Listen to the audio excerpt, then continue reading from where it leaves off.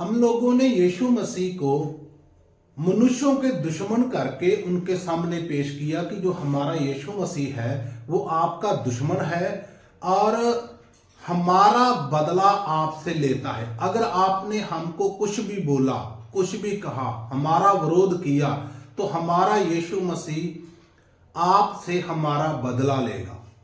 तो हमने एक यीशु मसीह को उनका विरोधी और उनका दुश्मन करके उनके सामने पेश किया है, जबकि ऐसा नहीं है। यीशु मसीह हमारा प्रेम करने वाला है और हमसे ज्यादा उनसे प्रेम करने वाला है। कभी भी परमेश्वर किसी मनुष्य का पक्षपात नहीं करता है, ना तो हमारा और ना ही किसी दूसरे मनुष्य का।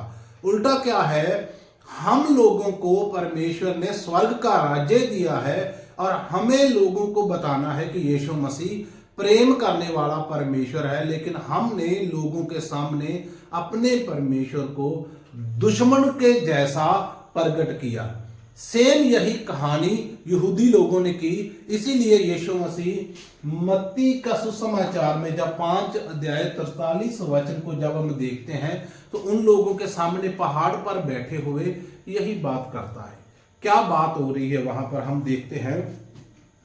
तुम सुन चुके हो कि क्या कहा गया था, यानी पुराने समय में आपको क्या कहा गया था। जब जिस व्यवस्था को ये पढ़ा करते थे उस व्यवस्था में क्या कहा गया था कि अपने पड़ोसी से प्रेम रखना और अपने बैरी से बैर रखना, ये इन लोगों को कहा गया था। लेकिन यीशु कहता है ऐसे व्यवस्था पूरी नहीं होती है। परमेश्वर को ऐसे आप प्रसन्न नहीं कर सकते, ना हमारा परमेश्वर ऐसा परमेश्वर है। यीशु क्या कहता है, परंतु मैं तुमसे ये कहता हूं कि अपने बैरियों से प्रेम करो और अपने सताने वालों के लिए प्रार्थना करो। तो हम क्या करते हैं, जो सताने वाले हैं उनके लिए प्रार्थना जरूर करते हैं, लेकिन हम प्रार्थना करते हैं कि प्रभु हमारा बदला इनसे ले, हम जो चाहें वही इनके साथ कर। तो हमें ऐसा लगता है कि हमारा परमेश्वर बदला लेने वाला परमेश्वर है, हमारा न्याय उनसे लेगा और उन लोगों का परमेश्वर नाश करेगा।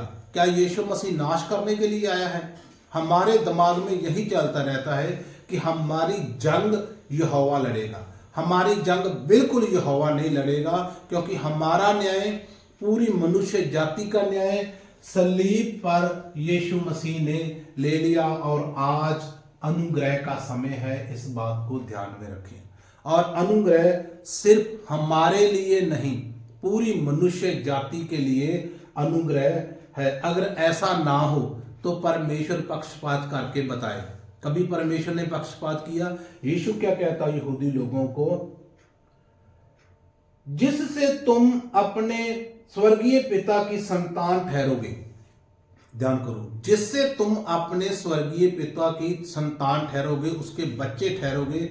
वो क्या कहा उसने कि अपने सताने वालों के लिए प्रार्थना करो कि उनको परमेश्वर समझ दे, बुद्धि दे।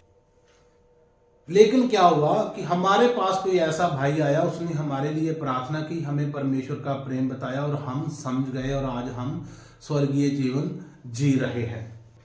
इसी से वो कहता है कि आप स्वर्गीय पिता की संतान ठहरोगे, क्योंकि वह भले और बुरों दोनों पर अपना सूर्य उदय करता है और धर्मी और अधर्मी पर अपना मींह बरसाता है। ये काम करता है यीशु मसीह।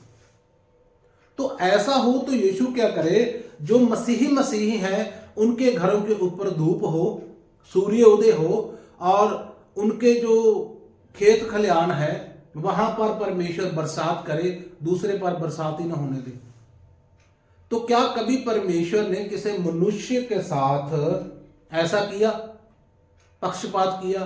तो हम क्या सोचते हैं कि हमारा परमेश्वर पक्षपात करने वाला, और हमने यीशु मसीह को मनुष्यों के सामने दुश्मन की तरह पेश किया कि वो हमारा परमेश्वर है लेकिन आपका दुश्मन है।